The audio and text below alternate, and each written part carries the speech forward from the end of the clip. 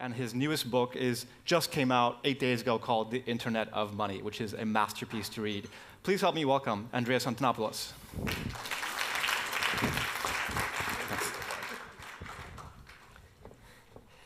Good morning, everyone. Let's start with a quick poll here. How many of you have used a digital currency like Bitcoin at least once? And how many of you own Bitcoin at this moment, or any other digital currency? OK. We can fix that. If you like, later on today, come find me. I would be delighted to demonstrate to you how to set up a Bitcoin wallet on your smartphone. And I will give you your first fraction of a Bitcoin, not a whole Bitcoin, and show you how a transaction works. Because Bitcoin and the digital currency revolution it has started is best demonstrated and experienced than explained. It's actually very difficult to explain Bitcoin. I've spent the last 5 years learning how to explain Bitcoin. That is my full-time job. Unfortunately, the developers keep making new stuff, which I then have to explain all over again.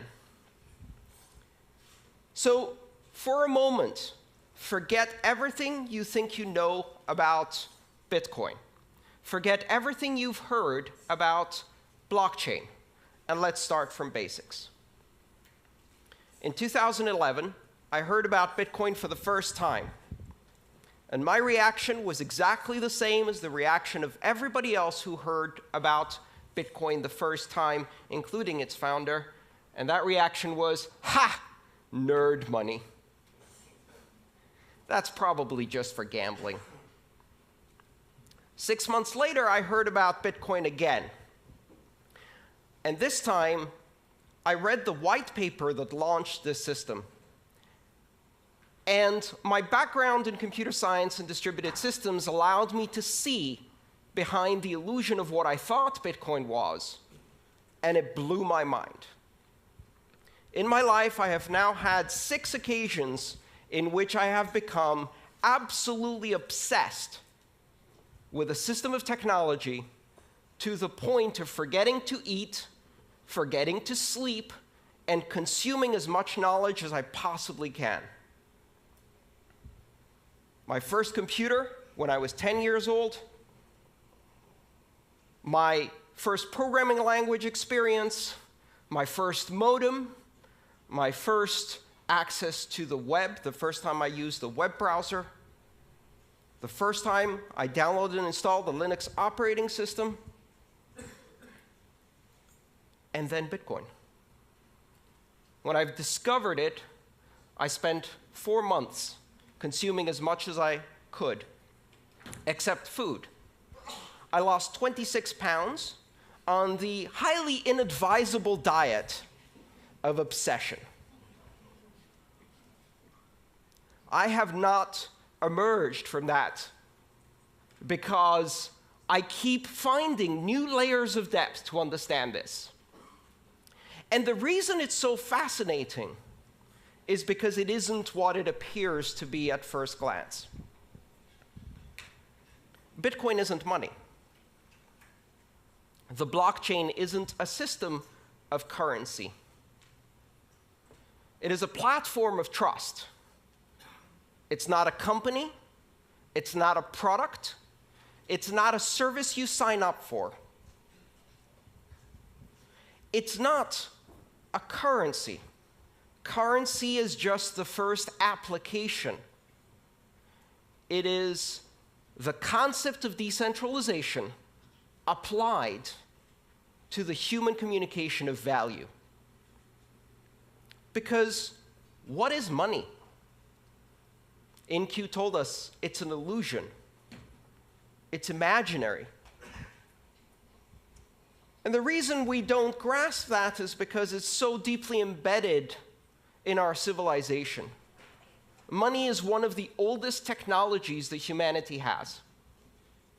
It precedes writing. How do we know that? The very first samples of writing we have are spreadsheets. They are tallies and ledgers of debts owed, and money pre-existed that writing. You might even speculate that money had an oral tradition until it needed to invent a written tradition, so writing was created for it. In the history of money that now spans tens of thousands of years, there have been maybe 5 major changes. From pure barter exchange to the introduction of the first abstraction of value, shells, feathers, beads, nuts, stones, and then precious metals, and then paper money, and then plastic money, and now network money. Bitcoin introduces a platform on which you can run currency as an application on a network without any central points of control, a system completely decentralized like the internet itself.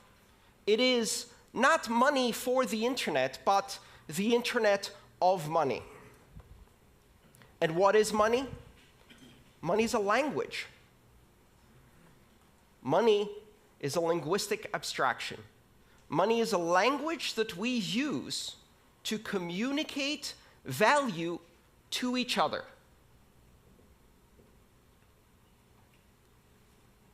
Money simply allows us to express value, and that value may have economic consequences, but it also has other consequences.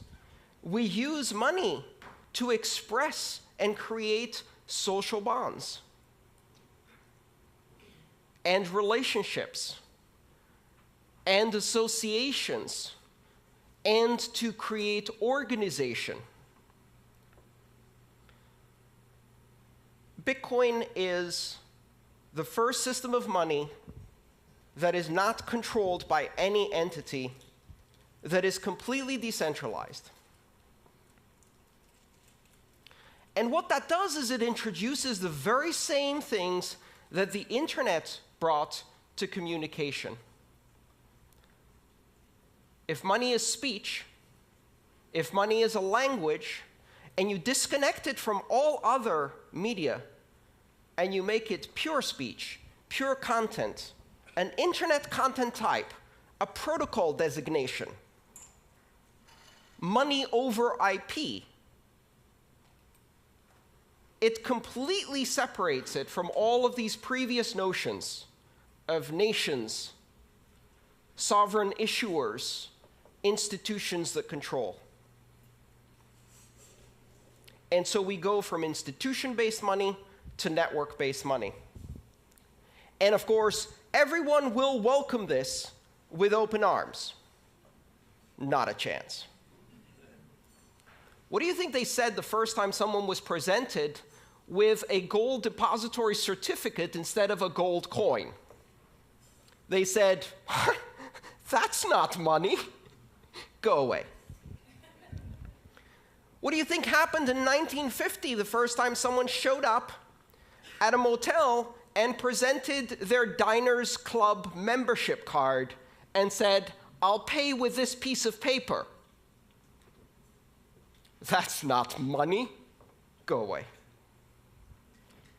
And now we're on the verge of a new transformation of money. We're on the verge of creating the first completely global, completely borderless, completely decentralized, and completely open form of money. One where you can build applications because this money is programmable. And you don't need to ask anyone's permission to launch an application any more than you need to ask permission to launch an application on the internet.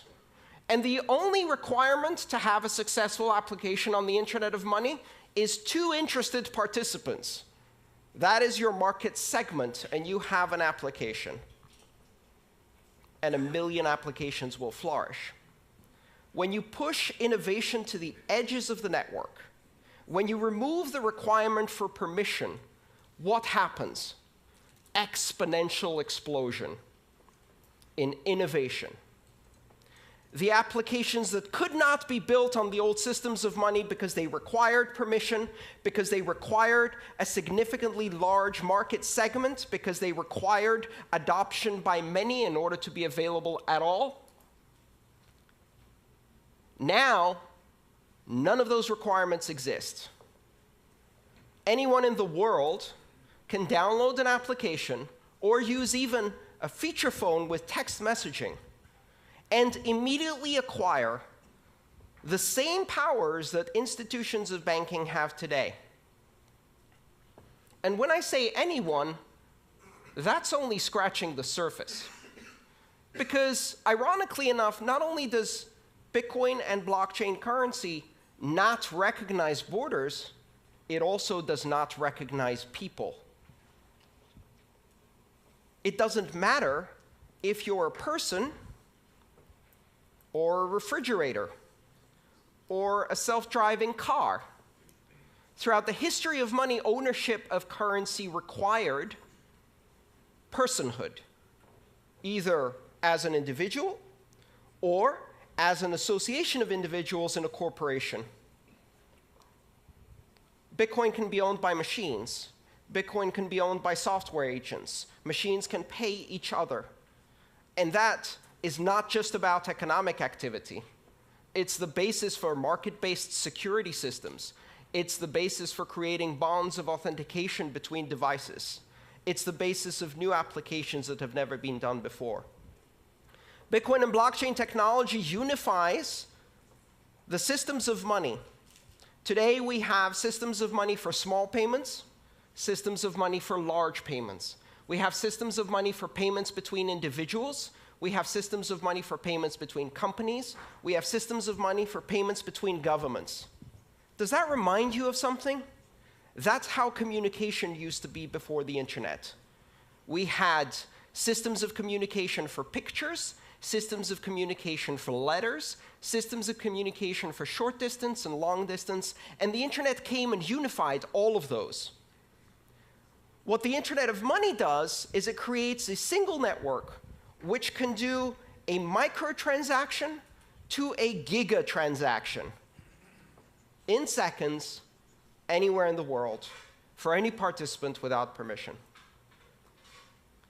But if you just look at the application of money, you're missing the point. Because you can take the language, the building blocks of this platform, and use them to construct other languages that communicate value. Tokens, reward points, brand loyalty coins. Today, there are over 1,000 digital currencies using the design pattern, the recipe of Bitcoin. Most of them are junk. Some of them are not. And over the next decade, we are going to see tens of thousands and then hundreds of thousands of coins. Some will have economic use. Some will simply be expressions of loyalty, affiliation. They will represent items in the physical world. The title for a house. The controlling key for a car that can be transferred from one owner to another, and 5 seconds later, that owner can step into the car and drive away because the car can validate the new standard of ownership. We cannot yet imagine what applications we're going to build around this. But one of the interesting things we're beginning to observe is that money arises out of the social construct of Homo sapiens spontaneously. It even arises in primates. You can teach monkeys money. You can teach dolphins money. You can teach greys, parrots, money. And they will learn how to exchange abstract tokens for food and then use them to build social relationships. They'll also invent strong-arm robbery. Beat up the other monkey, take away its pebbles, eat the bananas. And we see that same thing happen in children. Toddlers invent money in kindergarten. Blocks and rubber bands and Pokemon cards and other little tokens, abstractions of value that they exchange to strengthen social bonds, to express loyalty and friendship, to learn about sharing. Children will be building currencies.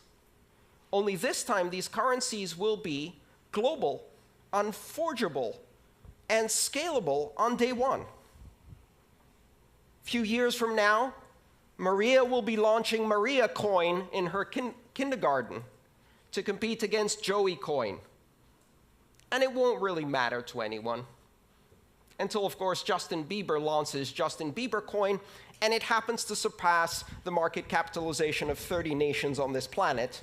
And we are all writing horrified opinion editorials about how the world is going to hell.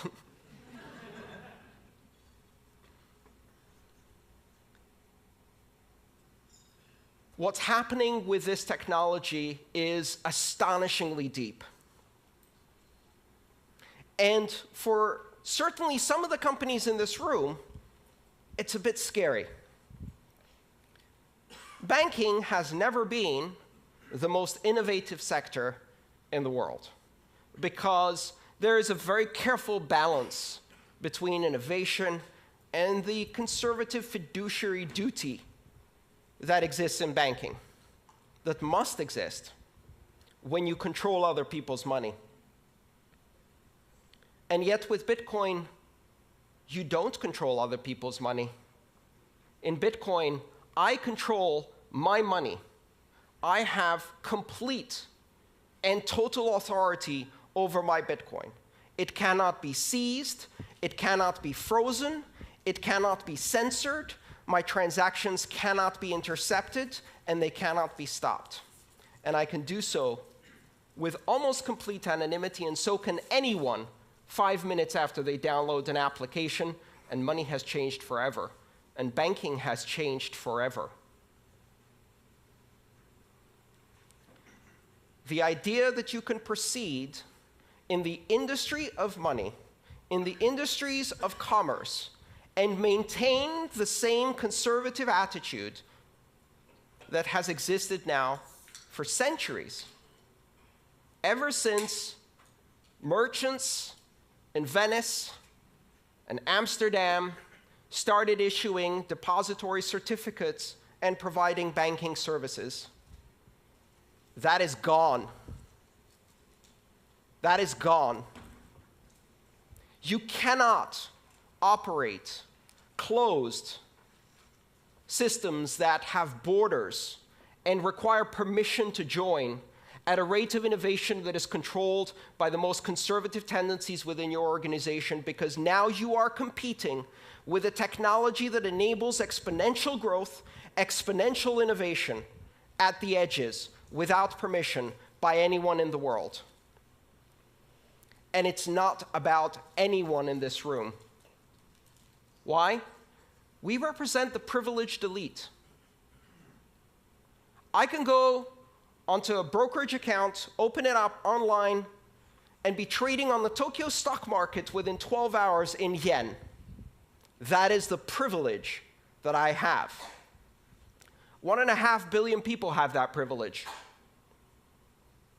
6 billion people can operate mainly in one currency and perhaps have some basic banking services. 4 billion people are significantly underbanked, and an astonishing 2.5 billion people are completely unbanked. They will leapfrog. They will never have a relationship with a bank. Every single child born today will never have a bank account. They will have a bank app. A bank app that doesn't give them an account, a bank app that makes them a banker, an international banker in an app. They will not be permitted to open a bank account until they're 16 years old. By that time, I hope they will have at least 6 or more years of experience with digital currencies. And I would like to watch them walk into a bank branch to have someone explain to them what 3 to 5 business days means. It is highly likely that children born today will never get a driving license because they'll have self-driving cars, but they will also never use paper money. Because by the time they get to an age where they really start using money, there is no paper money. It will seem as anachronistic as a fax machine or horse and buggy seems to us. Exponential innovation on a global basis, giving access to the other 6 billion. They have enormous need, and this system offers them a solution. It's not ready yet. It's nascent. It's complex. It's impossible to use for most people. In 1989, I sent my first email. In order to do so, I had to compile a version of the Unix mail program using a C compiler and Unix command line skills. I had to set it up on the command line, type out my email, and that email was transmitted across the great internet in an astonishing 3 days. Exactly 20 years later, my mother replicated that experience with a swipe. Bitcoin today and all of the currencies that are built on that recipe are just at the same level that the internet was in 1991. Only now we have the internet. And so the rate of exponential growth has already started. The innovation is growing at an astonishing rate. I spend every single day full-time trying to keep up with Bitcoin. Just one currency, and it's almost impossible. Do not underestimate this. Do not listen to the people who tell you that Bitcoin is just for pornographers, terrorists, drug dealers, and gamblers. Remember that they said the exact same thing about the internet. And when you give it to 2 or 3 billion people, they're not interested in those things. They're interested in sharing cat videos.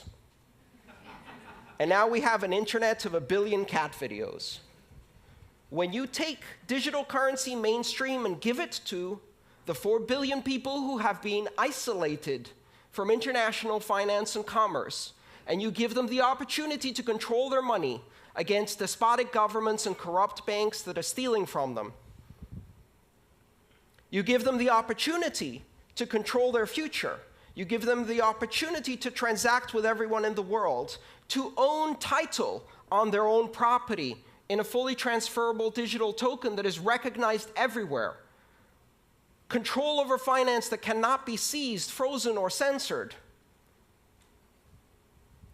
They will buy food,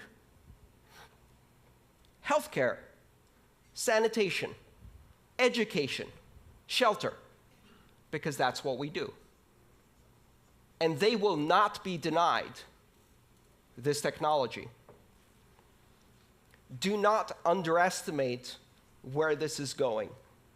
The Internet of Money was launched on January 3rd, 2009. It's coming. It's coming faster than you can imagine. It's deeper than you can fathom. It's more sophisticated than you can immediately understand. It takes years of study just to see all of the implications. And it is a gift to the entire world, a technology that represents the 6th greatest innovation in the technology of money, the most ancient technology of our civilization. Thank you.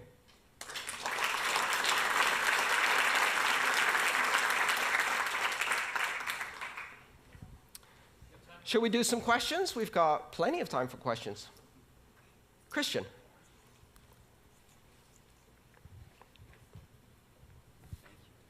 What determines the buying power of the currency? How does it stabilize, and what's required to stabilize it? So if I would buy some bitcoins, who can manipulate the value of that? Everyone. The buying power of Bitcoin is determined in exactly the same way that the buying power of the euro, the British sterling, the Japanese yen, or the US dollar is determined through market forces of supply and demand in international liquid markets that operate around the clock. One of the fundamental differences is that Bitcoin trading never ceases. Has been going continuously for 7 years. The network never stops. Every 10 minutes, Bitcoin's heart beats, and transactions are processed. The exchanges never close. There is no closing price for Bitcoin. It is a rolling average. And in that trading, a market capitalization of approximately $12 billion is now traded internationally. What is $12 billion for a global currency? It's a guppy swimming in shark-infested waters.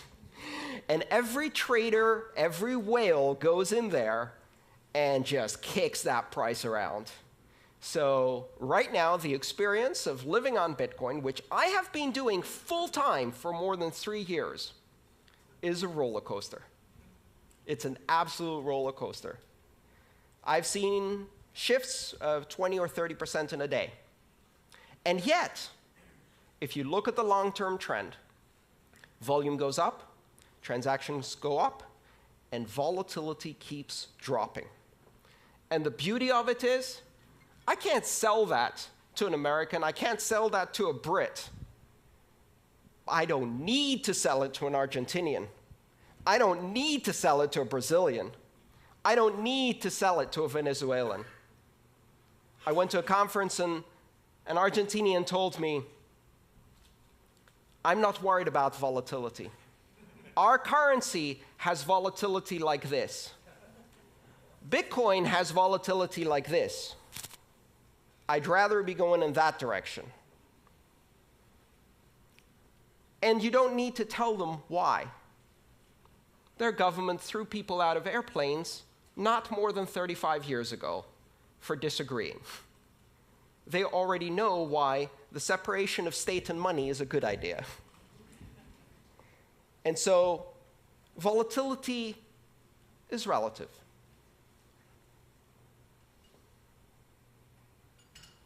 Any other questions? Come on. Yeah.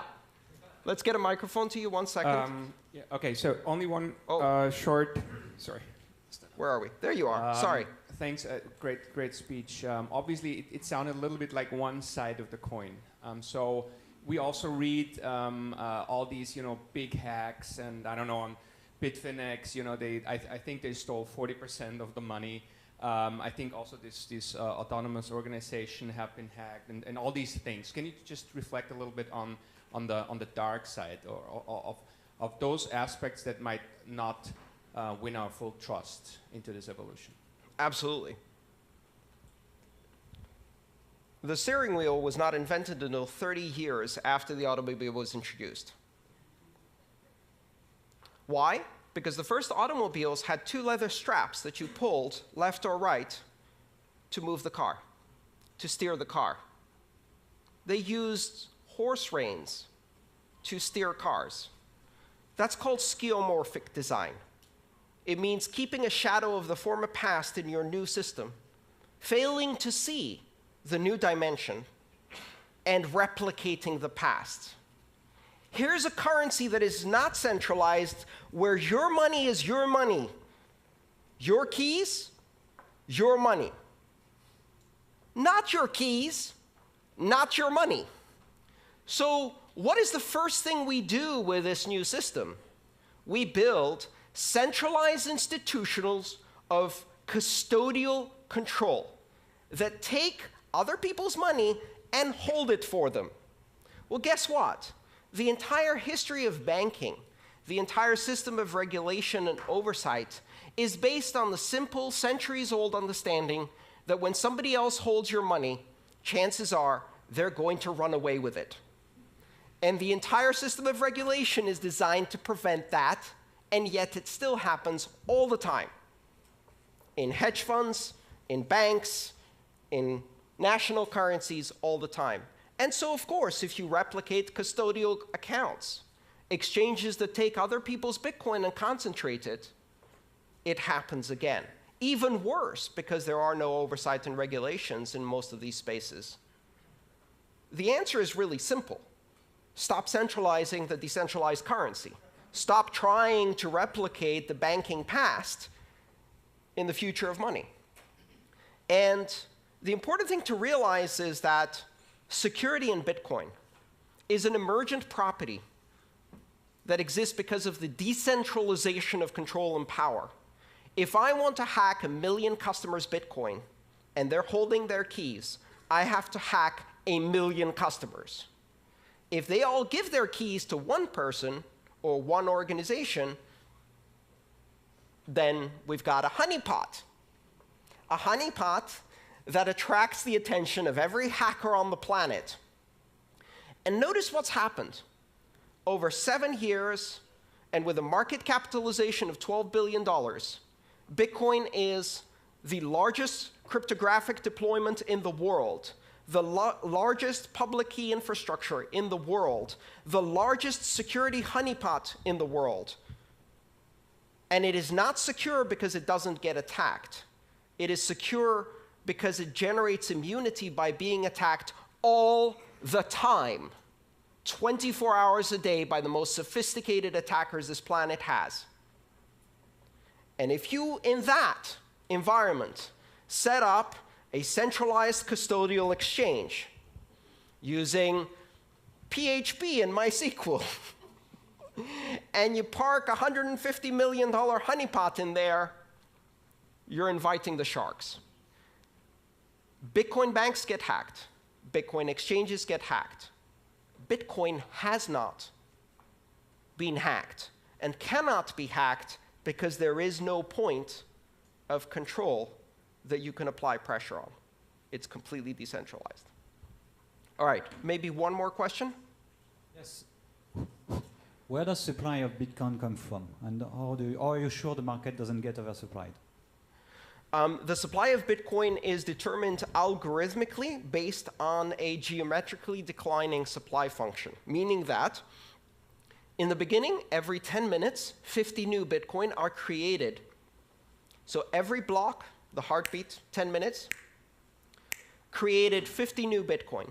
This Bitcoin is used as a reward in a game theory-based security model that ensures that every transaction is independently validated by completely anonymous actors who have to stake electricity as a guarantee of the security work they've done. And if they succeed in doing the security work of validating transactions correctly, they earn as a reward, based on a probabilistic return, that reward, 50 Bitcoin every 10 minutes. That's how currency is introduced into the economy. Every 4 years, it gets cut in half. 50 to 25 in November of 2012. And this year in July, this past July, we had our second halving event, which was celebrated with birthday parties all over the world. And Bitcoin's reward went from 25 to 12.5 Bitcoin. As a system, it's designed to have a monetary policy that is purposefully deflationary and simulates the issuance of precious metals. It gets harder and harder and harder to mine gold at greater and greater and greater cost. And Bitcoin is the same. The idea being that less and less is issued over time. If you follow that geometric curve, at some point you reach the end. In the year 2141, Bitcoin is no longer issued. 21 million coins is the asymptotic cap. It will never reach 21 million coins. That is part of the protocol. It is an unchangeable part of the protocol, and it is a rule enforced by every system that participates in the Bitcoin network. It is meant to be sound money, but it's not the only monetary policy that exists. There are several other currencies that implement different monetary policies. The idea is really for Bitcoin to serve as a very, very solid reserve currency for many other things. Andreas, may I ask you one question? Please. What advice do you have to give to companies here who are from non-financial institutions about how they should take tactical steps to think about experimenting with the blockchain in terms of storing value? I think understanding that it's not just currency, understanding that it is a platform for trust, understanding that it can be used as a historical record of truths that can register information, that it can be used to create all kinds of tokens that can be exchanged between your customers, your suppliers, your manufacturers, that it can also be used simply as a currency for any cross-border transactions, import-export activities, remittances-based flows, paying associates and affiliates, all of the things that today are expensive, slow, and difficult become cheap, fast, and easy when you use one of these digital currencies, but it's still early. For now, learning about it. Here's the one important thing you must understand. You will hear a lot about blockchain. And most of what you hear about blockchain is not the internet of money. It is the intranet of money. The intranet is where you run front page and Outlook and antiquated software in a closed little enclave of your corporate backwaters with stale content and boring apps. And in the end, it's full of viruses anyway because you can't keep it secure. Blockchain that is not open, that is not public, that is not borderless, that is not open for innovation is not what we're talking about here. And that's a really important distinction. It may be useful if you want to run a clearinghouse between 3 banks, maybe. But it's not the internet of money. Thank you so much, Andreas. Thank you. By the way,